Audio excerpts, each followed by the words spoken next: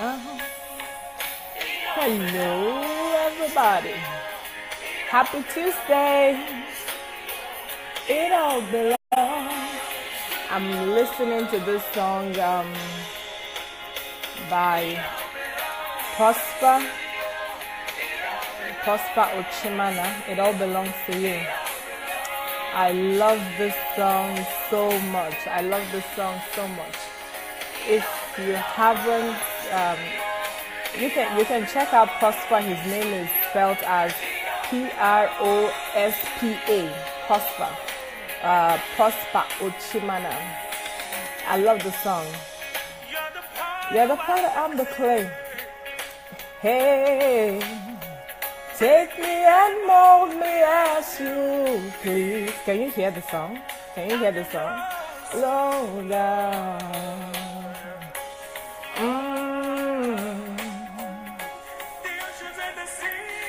Belongs to you. Hello, Lauren. How are you? I love that braids that you had on your hair the other day. It's lovely. Beach, how are you? Queen Esther, hello. Sit my Oga at the top. Lucy Akpabio. Nadine, make sure you time me today. I don't want to go too long. All right. It all belongs to you. You want to share this video? You want to invite someone to watch with us? I'm going to be talking about the scourge of infidelity, the second installment of the scourge of infidelity. And yes, you wanna invite a friend. You wanna invite a friend. See your fresh face. Really? Thank you. I am the clay. It all belongs to you. It all belongs to you. Esther, how are you? It all belongs to you. Listen, get Prosper Ochimana's album. I'm telling you, it's very nice. I love his voice, I love his spirit, and I love his worship. You know. Hey, Margaret Shobaya, how is London today? Angela, are you in Scotland? I think you're in Scotland, right? Yes. Okay, everybody. My Pastor Bola Tito, all the way from Sweden. How are you doing? Noel, Kenya. Kenya is here. Helen Darren, London is here. Yes. Hey, everybody. Hey, everybody.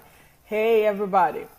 Happy Tuesday. I want to thank everyone for joining in today. Thank you all for joining in. And I want to try and also maximize the time. I thank you all for those of you who have listened to the first broadcast and shared it. I saw that it has over 75 shares at this time.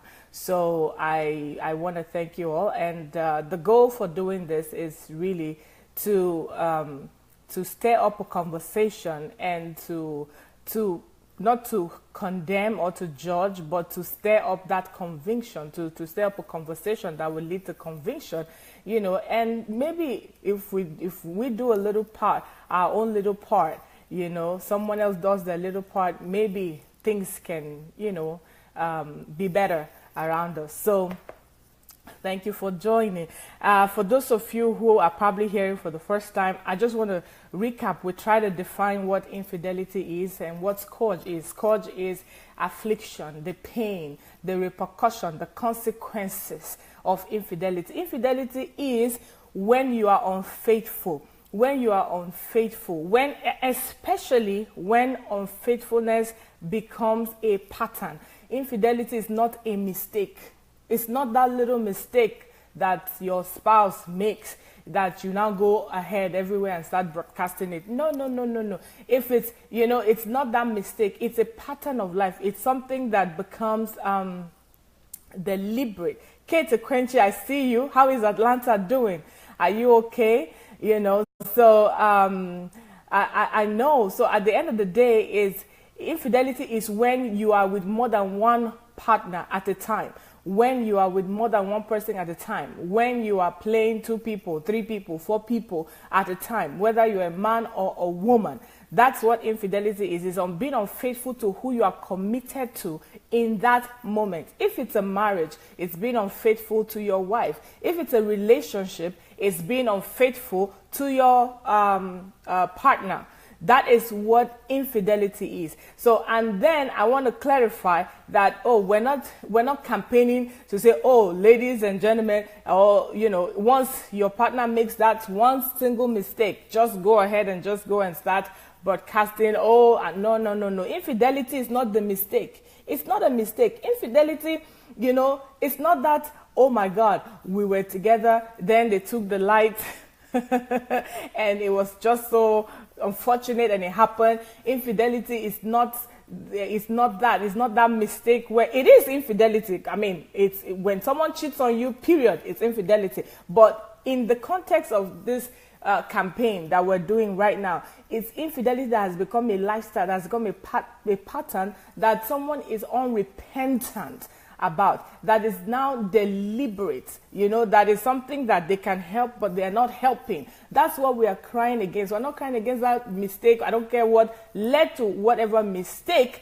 but we're not saying speak against that mistake. Your husband made a mistake, your wife made a mistake, you want to crucify them, you want to disgrace them. No, that's not it. If someone, you see, since we're talking from the church girl perspective, and I'm talking with my church mind, there were two disciples that did something wrong to Jesus.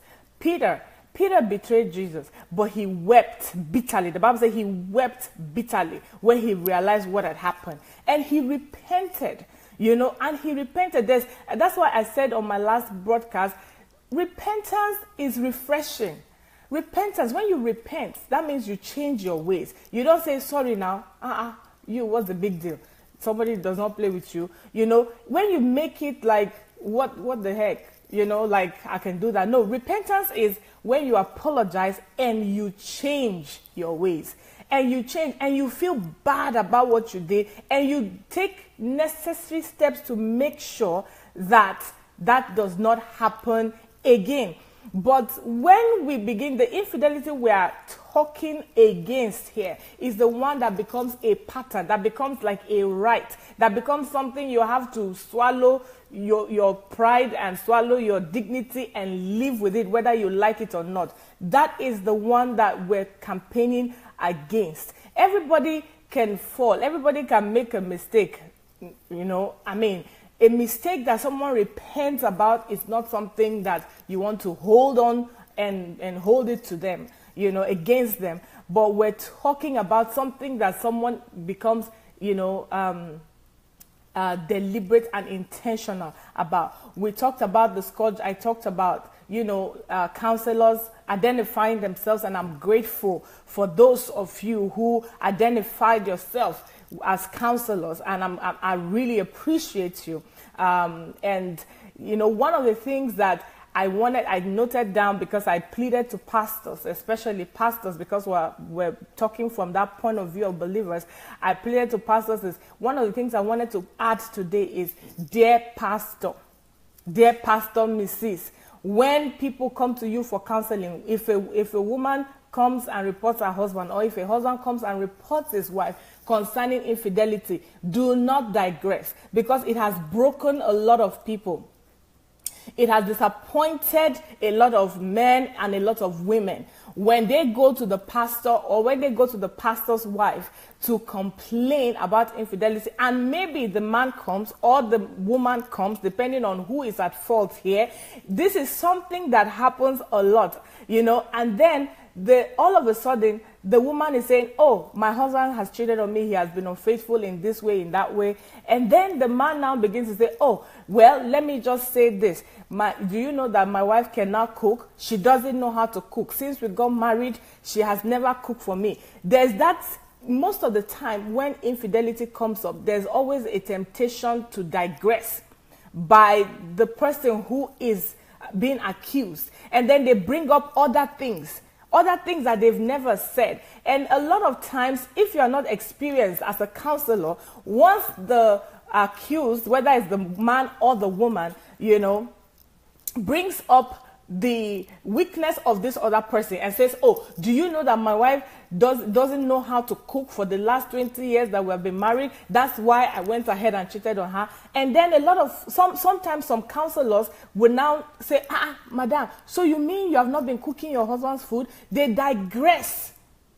They now digress and begin to lash on the issue that is not the issue that brought about the counseling situation in the first place. And then you now realize that the cooking becomes the major item.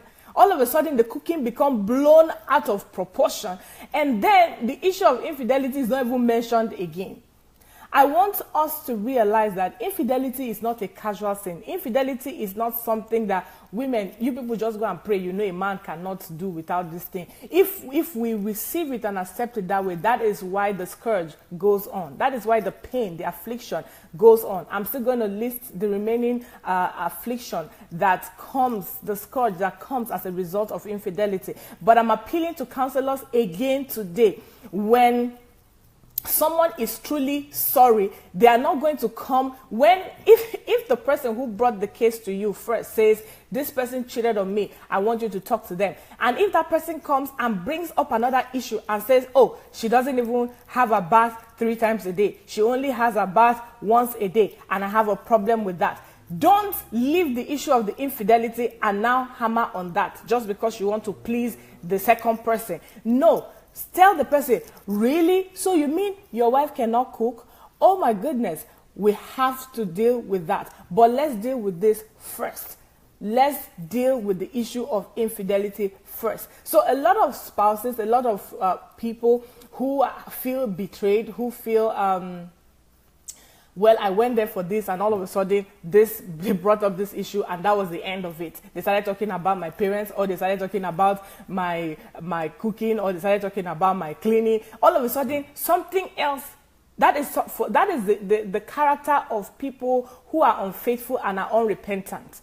They never face it and they never, head on say, wow, I'm sorry about this. I did this and I'm sorry. No, they're going to look for an excuse. When you see someone who is constantly bringing up an excuse, yes, she did this, or, oh no, he did that, and you're not answering the question of the moment, a counselor in that moment should help to say, Oga or Madam, yes, ma'am, or sir, we're going to get to that point, but let's start from where we started from, what you did, to establish that this is wrong. And then you can deal with the partner not having a bath or not cooking or whatever it is that they bring up. You can deal with that second. I'm telling you. So I'm appealing to our pastors, our pastors' wives, our counselors. This is what it's supposed to be done. So because a lot of times we see that a case begins with an accusation of infidelity and then it ends up with someone's mother in the village, when they were taking the dowry, how they were rude. All of a sudden, the story just goes. And then all of a sudden, nobody is talking about the actual situation again. So please, let us take note of that. Infidelity, like I said, and I'll say it again, it's not the mistake. It's not the mistake you made that you cried about, that you apologized about. Infidelity is when someone takes it. It's infidelity because it's a pattern. It's a behavior, and it's something that should be spoken against. All right, so go ahead and share this video if you may. I have a story today because it's True Life Tuesday. It's True Life Tuesday, so even though I'm doing the infidelity series, I have to tell you a true life story to buttress the point today. So go ahead and share the video. And the story today is about me. When I was much younger, I'm still very young. But then when I was much younger, we had this, band called Life Changers Band. I was singing all over the place. And then we would travel to sing, would sing at weddings, and all that. And then we had come, as a matter of fact, one of my friends is on Facebook that participated in this story, and she's probably going to watch either now or later, so, and she can attest to it, but I prefer not, for her not to attest to it so that nobody traces anything, okay? So we came to Abuja. I was in Kaduna then. I was in a different state in Nigeria called Kaduna. I was in Kaduna, and then we came to Abuja to sing, to handle the wedding, to cover the wedding. And after the wedding, it was beautiful. We were young girls, cute and all that, and we were properly dressed.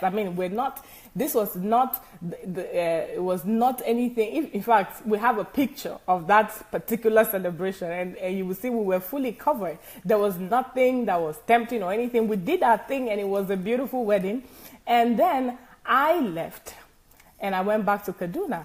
And about some few days later, during the week, my friend calls me and says, Joy, guess what? There's one Oga like that saw you at the wedding, and he says he wants to see you. He was asking about you, what you do, that he really likes the way you handled everything, the way you sang, and he really likes that. So I was like, oh, nice. So he asked, what do you do? I told him that you are into this business, blah, blah, blah. You have a studio, you do this, you do that in Kaduna. And he said, oh, I would like to see her. So she felt that, oh, this might be the opportunity we've been looking for. Probably this is a breakthrough. So you should come. You should come to Abuja. And I did what I had to do, because we're always praying for breakthrough, as young ladies, we're praying for breakthroughs, for God to bless our hustle. Like my niece will always say, the hustle is real, auntie, the hustle is real. So, so the hustle was real back then. And then, so I traveled down to Abuja. And when I got to Abuja, I thought it was going to be like a meeting, and then I would have the meeting and I'll go. So, but I got to Abuja, I met this man. It's a man of a particular age, so he's not young, and, and then he was like, oh, well, I've arranged for dinner. It was I don't know how many star hotel it was, but that hotel was brand new. It was big. It was a big hotel. They just finished building it in Abuja. And there was a live band. I remember there was a live band. There was food. It was a buffet. And I was like, okay, I was in my heart, I wanted to really know what the deal was so that I can really do this deal and go back. And then, so this man took his time, and then eventually we went for dinner at the hotel. So I kept on waiting for the moment of breakthrough. Like, okay, tell me what you want to say. So eventually, he got around to what he wanted to say. And he said to me, I really like you. You are the kind of friend I want to have. You are the kind of person that I want to have as a friend. You're really smart. You're intelligent, and I love your talent. When I saw you singing the other day, at this time, oh Lord, my heart was crushed. I was so disappointed in my heart. I was like, don't tell me I just wasted my time to come all the way to Abuja to get toasted. Like, this guy is actually what? So I was angry, but I was trying to keep it down. Because by now I knew that this was not the breakthrough, the business breakthrough that, we were expecting that this meeting was going to be about, so, and then we eat, and then he says, oh, they have a guest house somewhere in Abuja where I can stay for the night. I said, no. I have family in Abuja. And he said, no, but you don't need to disturb your family. I've made the place ready for you. So you're going to stay there. I said, no, I am not going to stay. I said, actually, my family is already aware I'm in Abuja. And I'm going to stay there tonight. So I'm not going to stay in any guest house. So why am I telling you this story? I didn't need a vision to know this was a married man. I did not need a revelation knowledge. He was obviously a matured man that is married. He looks married. He is definitely married. And there's no way this person, it was just not right in that moment. And with infidelity, when we talk about infidelity, there are facilitators of infidelity. There are facilitators of infidelity. And that's what I want to concentrate on today. Now, when this man finished talking to me, apparently, okay, somebody saying network is not good, but well, I hope your network gets better. You know, when this man finished talking, telling me how I was the one, I was the kind of woman he wanted, and all that, you know what I did? The first question that came out of my mouth, remember I said I was angry, but I tried to keep it cool. The first question that came out of my mouth was, how old is your eldest child? You know, how old is your eldest child? And he was startled. He was like, why? Am I too old? I said, no, I'm just asking, you know. And then he said, 11. I said, wow. So then the next thing I said, well, your wife must be trying because you are in Abuja and she's in Lagos. You know, your wife must be, your wife must be trying, you know. And I changed the discussion. Now, in order not to take too much of time telling this story, let me get to the crux of the matter. The crux of the matter is that, you know, I ended up counseling this man. He was an elder in a big church. He was an elder. He was a Christian. He was a church man, you know. But here he was. I wasn't singing in the club when he saw me. It wasn't in the club. It was in church. And there's infidelity in the church. There are facilitators of infidelity. You know the man is married. But then when he says, hey, you say, hi. You know, when he says, oh, you look beautiful, you'll be like, you know, you know that this person's heart or this person's intentions are not pure, but you tolerate it. You enjoy it. You take advantage of it. You know that this man is married, and then you're ready to actually be the mistress. Because you'll be like, yeah, he came first. It doesn't matter whether he came first or he initiated. The truth of the matter is, by the time I was done with this man, I ended up praying for him at that table. And I told him, I said, well, I'm really pissed that I had to travel all the way from Kaduna to Abuja. My friend who told me to come thought that because you asked her questions about what I did, and she told you. So I thought this was really a business meeting.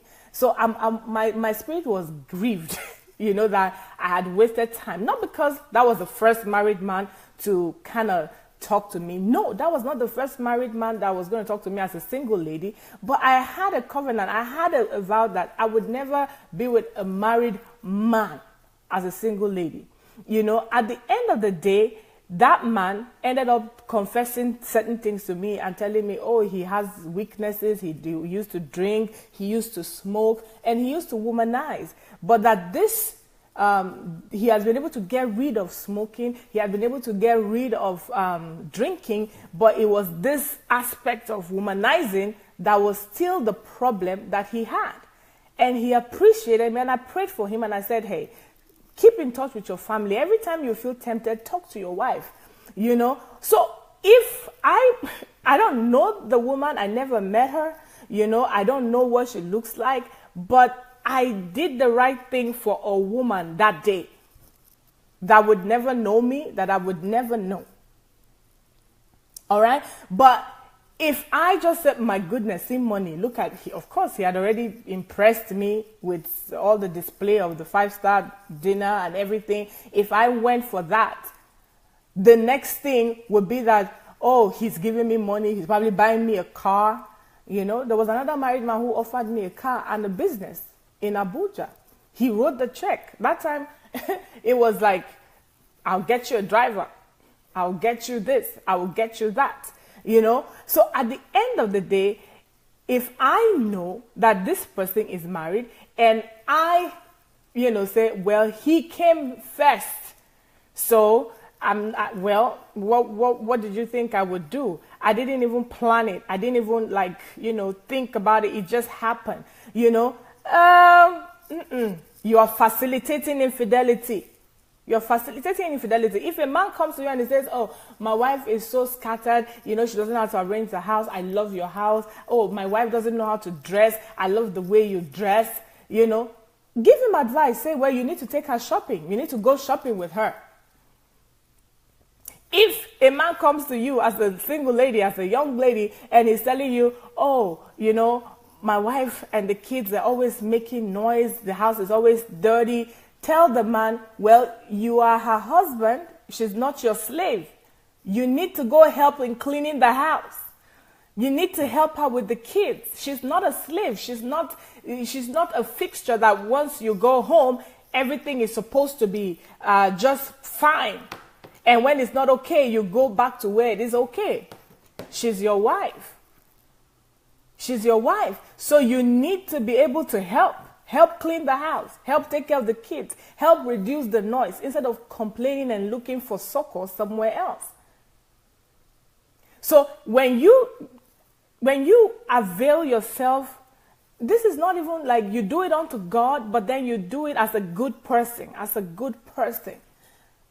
But some ladies, they're gonna take that advantage. They're gonna take the money. They're gonna take the care, and those are part of the scourge of infidelity.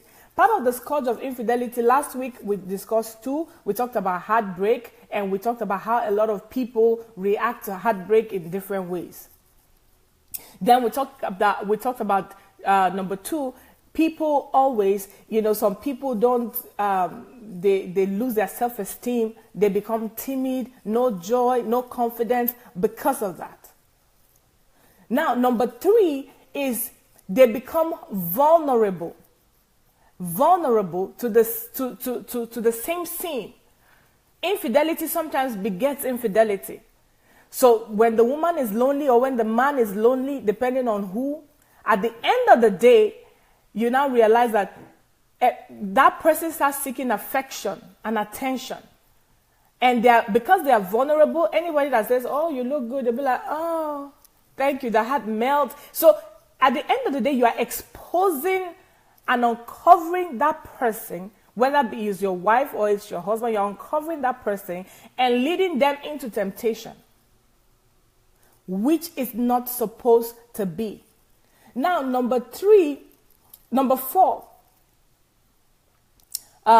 this whole infidelity ultimately leads to marriage being destroyed, to a whole family broken. A lot of people have suffered that. Marriage, one of the leading causes of divorce is infidelity.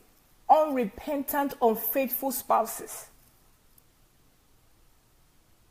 Another, because of time, I'm just going to move on. Another one is that the children are deprived. The children are deprived of the love of a father and a mother. One of the things I always tell people is they say, there's a reason why, as powerful as a woman is, God made it impossible for her to have a child without the man. And then as powerful as the man is, even though he carries the seed around his loins all the days of his life, he's not able to just go into the toilet and say, you know what, I'm going to go into the restroom right now and I'm going to push a baby out. He can't do that. He needs the woman and the woman needs the man.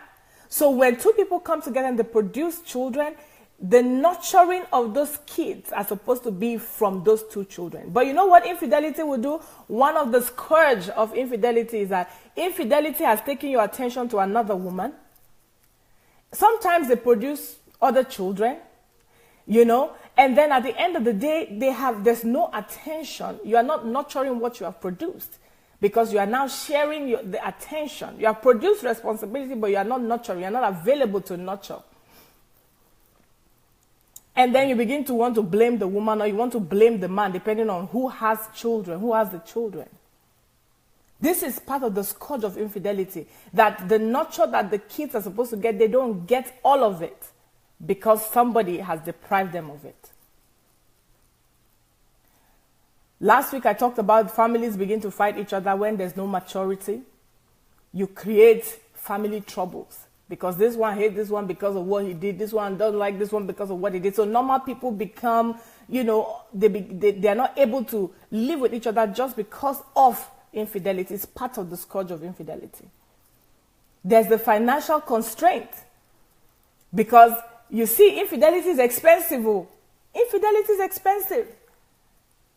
The financial constraint, the money that your family is supposed to be enjoying, the money that your children are supposed to be enjoying, you are spending it to facilitate another girl or another man. So at the end of the day, what happens is this. The girl wants more. Well, you bought a Bentley for your wife. Why can't you buy me an ordinary Mercedes? The other day I saw the new car you bought. You guys live in a mansion. Why can't I just get a bungalow? Or bungalow for all of you, all the people in my house who are always correcting my accent. You guys know yourself. All right? So at the end of the day, financial constraint comes in. You are sharing money. You give, what if you're supposed to give your wife $2,000? You give her $500. Because someone else, that is if it's even one, because for some people it's like 3 different mistresses. And for some women too, likewise.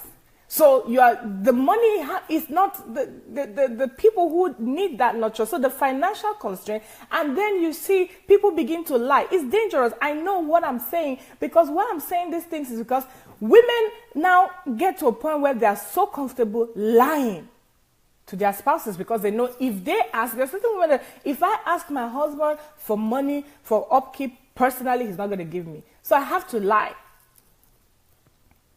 That, the children need this, or the child is sick, he needs to go to the hospital. Then that's the only time he brings money. So you are now a permanent liar. That's one of the scourge of infidelity, because you know that this man don't care about you no more.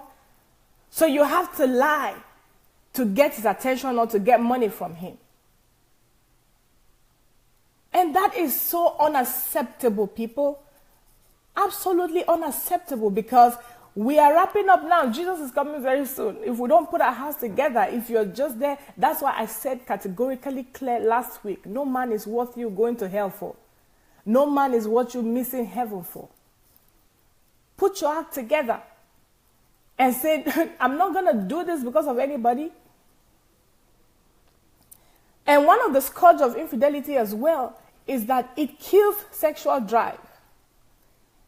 Have you ever seen any man or woman who knows his wife has gone out to cheat on him, and then when the wife comes, is jumping and hugging her? Or if it's the woman, when the man comes home, she's like, honey, hey, and she's excited and happy. No, it kills that desire. It kills that trust. It kills the joy. It kills the drive.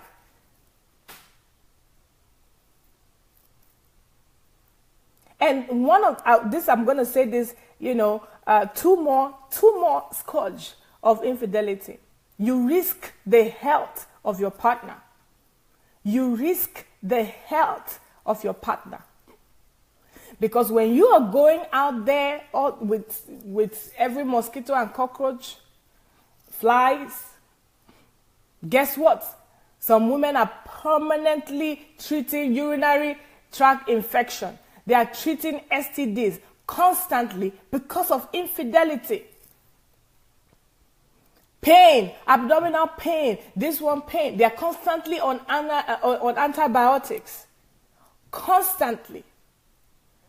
Infidelity, one of the main scourge of infidelity, you risk the health of your partner. People get HIV and AIDS because of infidelity, transmitted to other people. Some even do it deliberately now. So at the end of the day, that is one of the major scourge of infidelity as well. The last one that I'm going to say for today, the last one I'm going to talk about today, is infidelity is a beginning of a generational burden. I don't want to use the word generational curse. It is the beginning of a generational burden, infidelity, because when you initiate, like growing up, I had that example of my mother and my father, and one of the things with children is that they don't really learn what you say. I've observed it with my own kids. They don't learn from what you say so much as they learn from what you do. What you do becomes like the story of Jacob, Laban, and those animals. That is what they were seeing in the moment that they were reproducing. So infidelity will lead you to a point where if you don't repent, if you don't change, you now realize that you are creating a burden, a generational burden for your children to have to fight, if not for divine intervention. They will get to that point where they're going to say, oh, my mother did this, my father did this, and it happened to my father. So they feel like it's a natural thing. And you're taking away from their ability to fight and live a life that, is straightforward. A straightforward life in the future. One of the best things my father did to me is the baptism of love. My father loved me. I don't need to be in the spirit to ask if my father loved me or not. Whenever I talk about my father, I'm bawling. That man was the best man in my life. He was the first man that loved me unconditionally. He made me think I can take up a mountain. He poured that confidence into me. And some people say if you want children to be happy, love their mother. And vice versa, if you want kids to be happy, love their father. So infidelity will make sure that is not possible, because by the time you have 1, 2, 3 situations outside that you are dealing with, tell me, I see what some of you are saying. You're not distracting me because I'm about to round up. So tell me how these children are going to, tomorrow now they'll be in line for generational curses. Where does generational curse begin? How does generational curses begin? Who initiates it? Is things like this that initiate it. You create a battle for your children to fight in the future. That's why we have to fight it now. That's why we have to speak about it. That's why we have to be responsible. So, like I said, don't be a facilitator of infidelity. If someone has a pattern, when it gets to you, let it stop with you. Be a helper. You may not know who the person is. You may not know who the woman is. You may not know who the man is. But if it comes your way, will God, count on you to stand in the gap and do what is right? Like I counseled that man and I ended up praying for him. I could as well be on my way to his guest house with him that night. I could as well just go there and say, well, nothing's going to happen. He gave me a good time. I had dinner and wow, I've never eaten in this kind of 5-star hotel before. Wow. And I think he's going to give me money too. We need money. We all need the money. So we could have gone there, lay down on the bed and by faith, and something will happen. And who knows what would have happened. So I've taken away from another woman. So, and like I said at the beginning, I'm not saying that a mistake is kill that person. No, but I'm saying that when someone becomes unrepentant, seek counsel. Confront it, seek counsel. If you didn't listen to the broadcast last week, go listen to it. Rachel, I hear you. This sounds like it would be a great read. We need to talk about it. We need to be more, upfront about it. We need to be, especially we in the church. We in the church. One of these days, I'll tell you a story about me. On one of these True Life Tuesdays, you guys hold on. You will hear a story about me. So at the end of the day, infidelity should be confronted. And you should seek counsel. Let's do something to avoid the scourge of infidelity. Infidelity is not a mistake. Remember I said that at the beginning. Infidelity is not a mistake. And the fact that we pretend that it does not exist does not mean it doesn't exist. So I don't want to go too much this I'm looking at the time. I don't want to stay too long today. I want to ask a question today. I said I was going to quiz the audience today. So this is the question. If you if your spouse or your partner was unfaithful, would you want someone to tell you if they knew about it? You guys answer. Let me take a survey. Yeah, Helen, time gone too quickly, and I don't want to stay too long, because I know that for some people, especially in Africa, they use their credit to listen to these messages. So I'm asking all of you that are on the line right now a question. If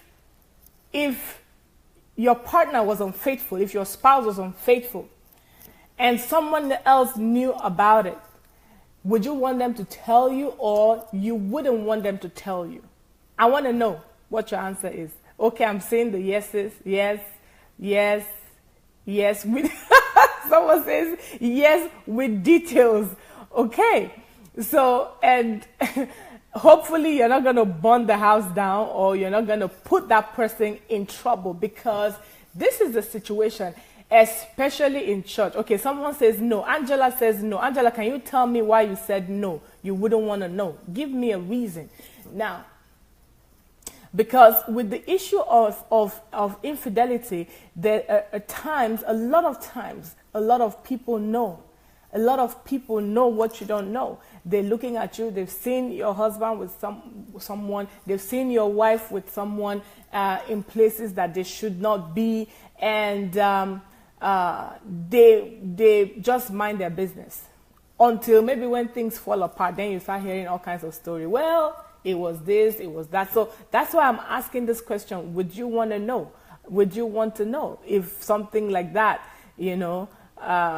okay, Angela says, I don't want to get involved as that would kill me. So you would prefer that your partner was cheating and you didn't know, and that helps your relationship? Is that it? So this is the part where I'm looking forward to be able to interact with some of you, to be able to know the wisdom to deal with certain things.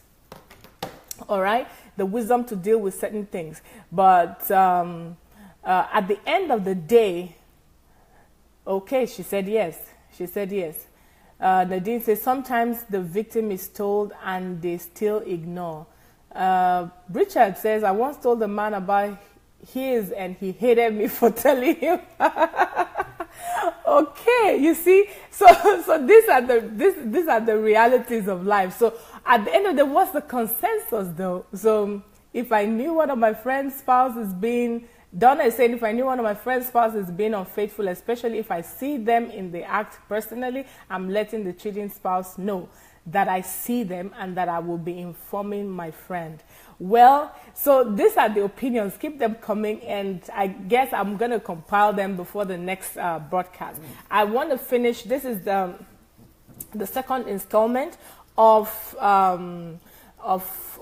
the scourge of infidelity, and we have 2 more to go. Today, my plea is to the facilitators. If you are a facilitator, you are part of the problem. To all facilitators of infidelity, you are part of the problem.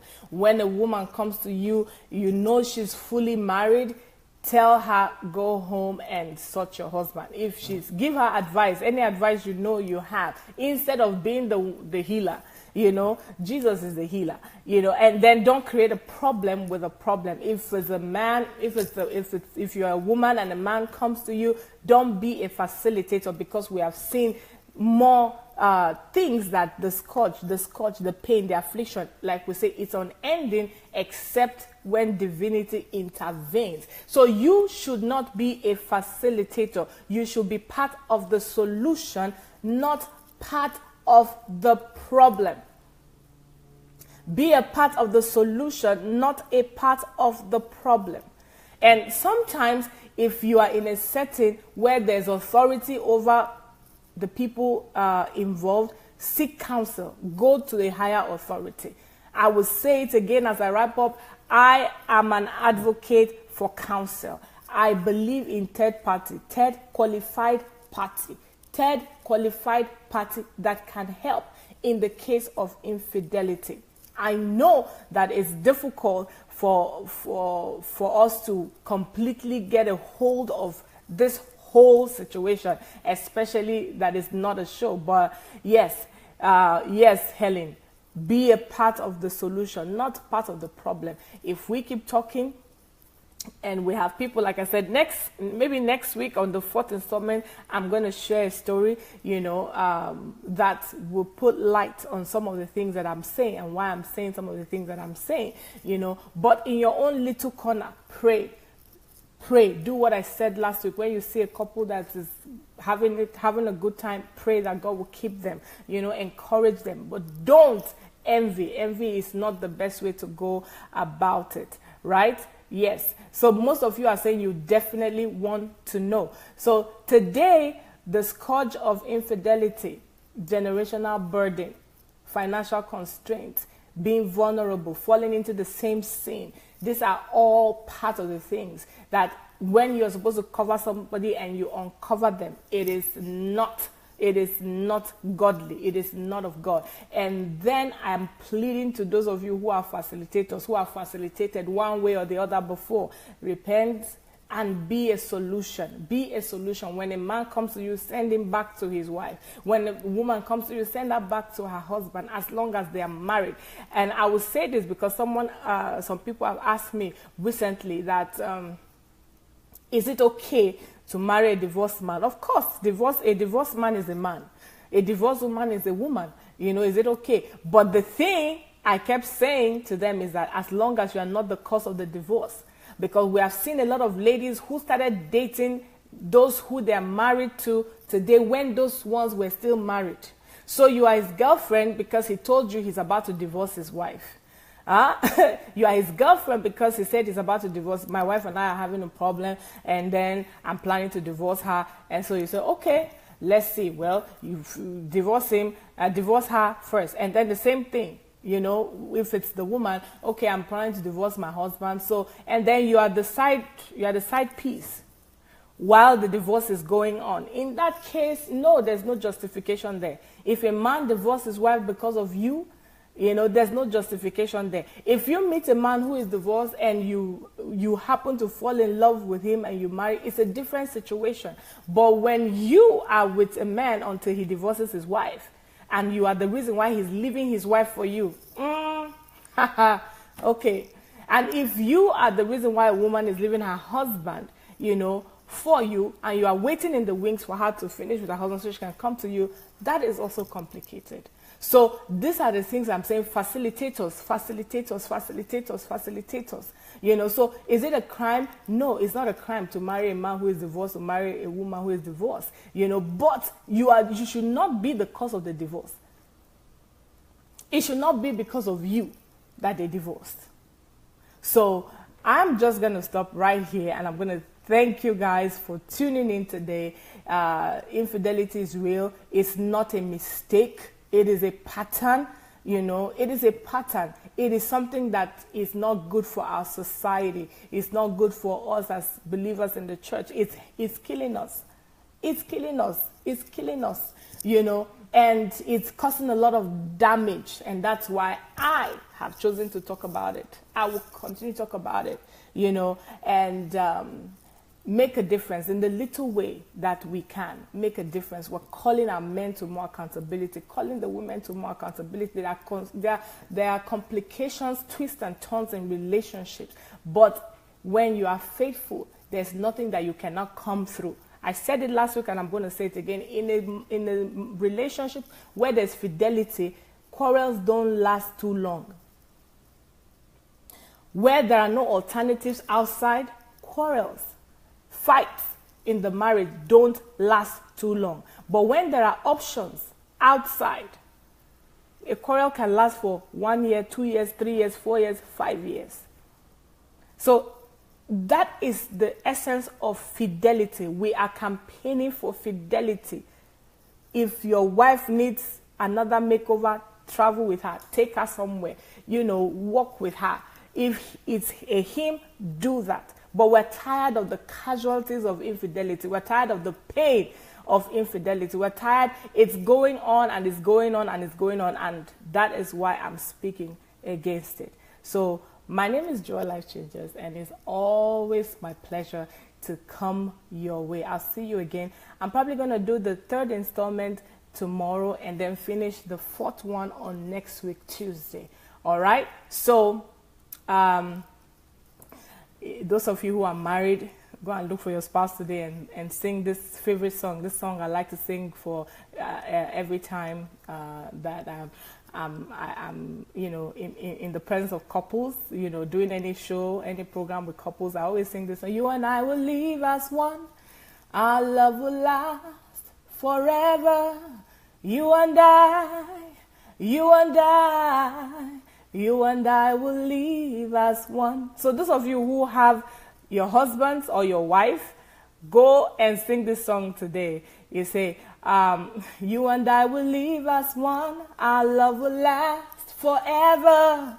You and I, you and I, you and I will live as one. Yes, you are right. God hates divorce. The devil hates marriage too. God hates divorce, but divorce is not a sin. Remember that. God hates divorce. Divorce is happening. Divorce is happening. It's happening because Jesus said it. He says it's because of the hardness of your heart. It's because of the hardness of your heart. In the beginning, it was not so. All right? So let's set our focus. Let's be the solution. Let's hold up one another. And let's pray for our community, pray for our families, and let God have his way. I love you, and I will see you again tomorrow, and then on next Tuesday, we would wrap this up. It's an unending topic, but we will wrap it up and then go to other things, okay? Love you. God bless you. Bye-bye. Mwah.